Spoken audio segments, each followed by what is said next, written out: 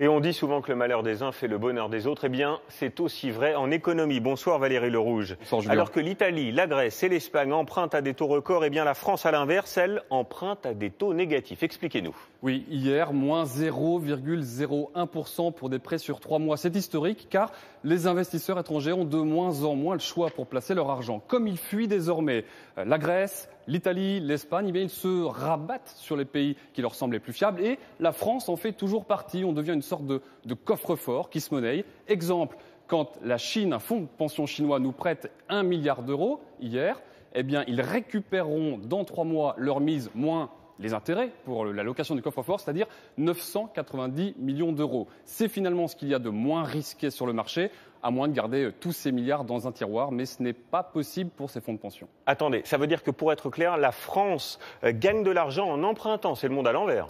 Oui, c'est tout le paradoxe. C'est vrai que cette crise européenne va nous aider un peu cette année, car la France emprunte toutes les semaines sur les marchés. Alors regardez, en 2009, on payait 37 milliards d'euros d'intérêt de la dette, 40 en 2010, 46 milliards l'an passé, et l'on prévoyait un peu plus de 50 milliards cette année. Eh bien, bonne nouvelle, on ne devrait payer que, entre guillemets, 47 milliards d'euros. En clair, la crise de la dette va nous faire économiser 3 milliards d'euros, même si par ailleurs, elle nous coûte très cher, qu'il s'agisse des plans d'aide ou de la faible croissance. Merci Valérie pour ces explications.